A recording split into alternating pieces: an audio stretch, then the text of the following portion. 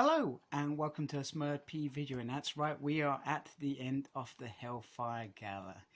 However, I wanted to show off the variants kind of as a set drawn by the talented Dalterman. I really hope that I've said that correctly because I hate saying names wrong. I feel like it's rude. So we're going to have a quick look at it as I think I have it right. So we got Jean, then Cyclops, White Queen, Storm, Rogue and Betsy, Angel and Monette, and then we have Rachel and Kitty Pryde, Wolverine, and Nightcrawler was the only one that I felt didn't fit in because I'm not sure, it just didn't feel right. But anyway, there they are. There is the set all together. Okay, oh, whoops. It is finale time, and we have this lovely picture of Rachel Grey and her alien dog from Mojoverse? World? Whatever it's called. Anyway, and this is issue 10 of X Factor. And the issue begins with iBoy, and he is, well, he's pretty much watching everything, including some naked ladies that are not impressed with him. And it's time for him to get dressed. And Polaris is a little bit nervous. We all know why she's nervous. And sorry, I should probably move that a little bit. Because she is about to become an X-Man. And I've got to say, I really dig iBoy's outfit there. I think that is pretty cool. Pretty out there. And he's like a beautiful peacock. Anyway, he catch up with David, who, sorry, not David, yeah, David, Prodigy, and he's off. And we didn't know that their lives were going to change this night. That's such, oh, it's so there. It all changes tonight. It's like Torchwood. It's in the 21st century. That's when it happens. You got to be ready.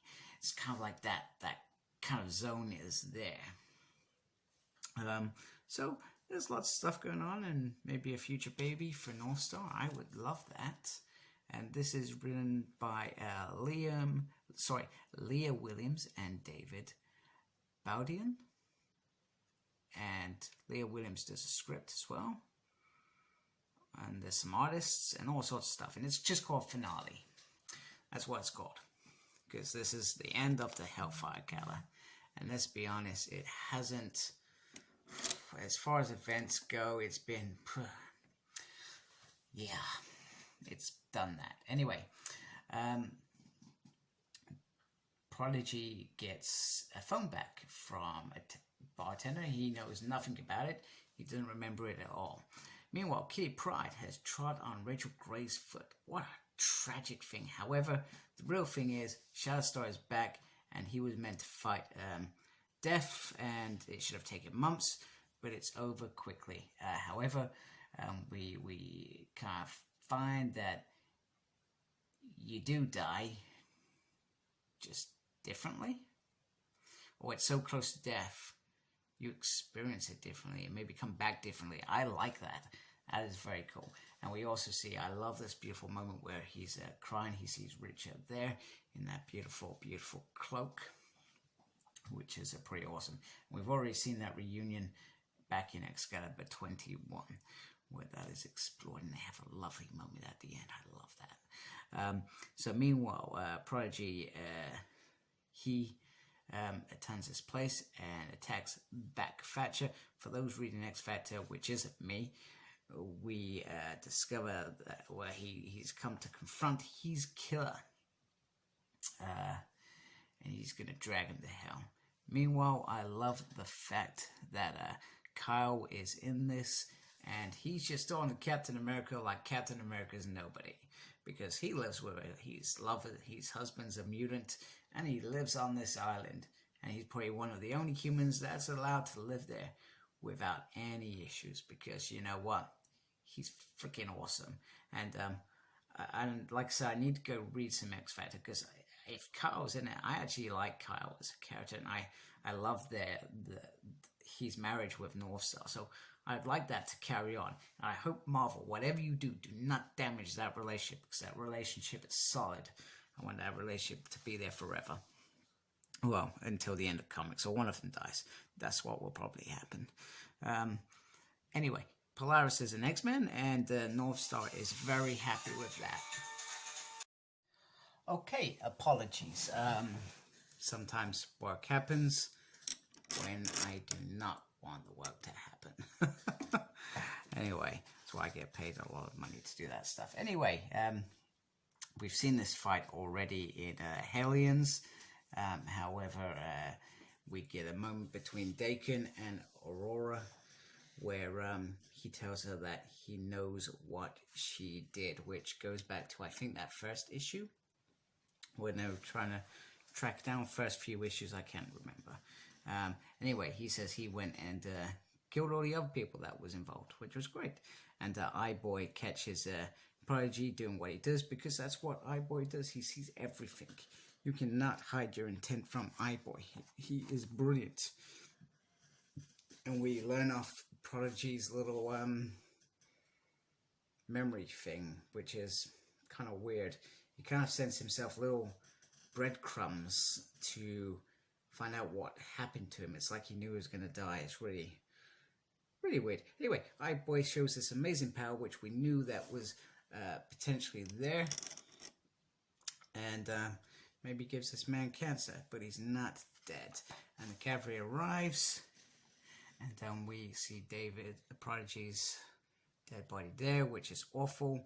And we get, once again, Aurora does an amazing little spiel about, you ever do anything like this again, you will be dead. But she does it in such a sinister way that Daken is absolutely turned on by that crap, which is cool. No, David's in a body bag there, perhaps. We've been dragged along. Anyway, iBoy invites Tommy because David and Tommy love each other, which is great. And, you know, I love little moments like this. You know, they're best friends. It's fantastic. But some beautiful moments end tragically, very quickly.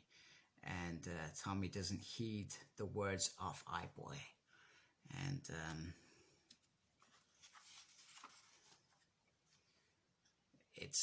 this actually reminded me of Buffy the Vampire Slayer. Now, I'm sorry if you haven't watched Buffy the Vampire Slayer. I feel sorry for you, because I'm about to spoil a very, very moment that back in 2001 when I was watching this, I was like, holy jeez, what on earth? How did that happen? You know, it was one of those moments. And it's Mummy? And Buffy in that episode, sorry, I'm digesting. She said that several times, like, you know, this is a woman that fights vampires, demons and stuff. But a normal death broke her. She was a child at that moment. She wasn't this strong hero, and it was a brilliant moment. And that's kind of what we've got here. We've got Tommy, and fair enough, I haven't read Tommy since, the Young Avengers Crusade, I suspect. I didn't even know that him and David liked him and they had a relationship, etc. So that clearly happens in that world rather than mutant books I read. And Wanda's dead. So you know there's going to be some sort of investigation. And that's how it ends. And then we get a moment from David and Leah, who are clearly leaving this book. So the stuff that I've read off them, I've enjoyed in terms of X Factor. So I can't comment on the rest of the series up until this because I haven't read it. And then we get a after the credits moment. Where's Magneto? And it's got to be continued in the trial of Magneto. Why is it down to Magneto? Why is Magneto on trial? How did Wanda even die? Who knows? The last moment we saw her was dancing with her father. And it was a beautiful moment, and it's ended. So, the Hellfire Gala, what have we actually learned? We've learned that they moved to Mars. We learned that They need to make mutant babies to keep growing as a nation. There's a new X-Men team. Wanda's died mysteriously. We had diplomatic incidents with some lies exposed, and lots of other little moments, and I can't remember them all. I started this weeks ago doing these reviews, so I cannot remember them. And there's probably about 11 chapters in this. But the Hellfire Gala as an event, it's one of those things that I feel with this new world is, it's not an event in the sense that I remember events. Some of those great events where something would happen and it would trigger off these things. This is just multiple characters in this one moment doing multiple things that would take their story to after this moment has happened. So, for example, X Factor, we're going to see the aftermath of Tommy's mama being killed. It's going to be about him. It's going to be about David supporting her. But if we remember correctly, actually, no, is Wanda even a mutant anymore? I'm not sure. I can't remember. Because they did that whole weird thing in Axis. No idea why they did that. Why would you do that? No idea. So I don't even know who their real parents is. And why Marvel thought it was a good idea to throw this Trojan horse in there. No idea. Ridiculous. What were you thinking? And she's dead to what? So they could do a story on the trial of Magneto. I want to see the trial of Magneto. I want to see the trial of Beast. That needs to happen. Not, Magneto. Yeah. Anyway, moving on. So, what's coming up next? X-Men issue 1. We start again, and I have actually, I will be doing the trial of Magneto. I've decided I'm going to do that. There is an Onslaught book coming out, an Inferno book coming out. I'm tempted with the Inferno book because that stems out of Jonathan Hickman's Mystique story where she says it's all going to burn. So I like the thought of that. I may get that. I'm not sure. So anyway, please subscribe to my channel if you like my stuff. Even if you don't like my stuff, I appreciate it. And I do check out my Target 1000 video. I am currently, when I hit 1000, I'm not far away.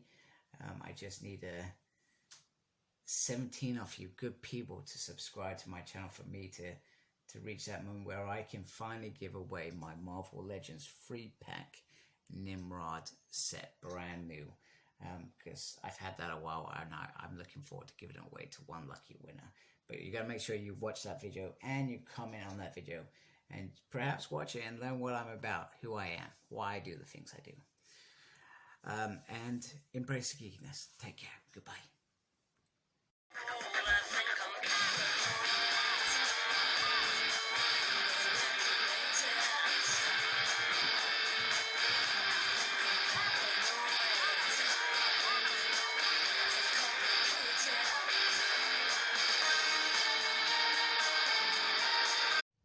Please like, comment, and subscribe to my channel. Follow me on Instagram, CyclopsSmurd. I'm on Twitter @SmurdP. No idea what I'm doing there. I'm also got a page on Facebook, SmurdP. And embrace the geekiness. Thank you for watching. Take care. Goodbye.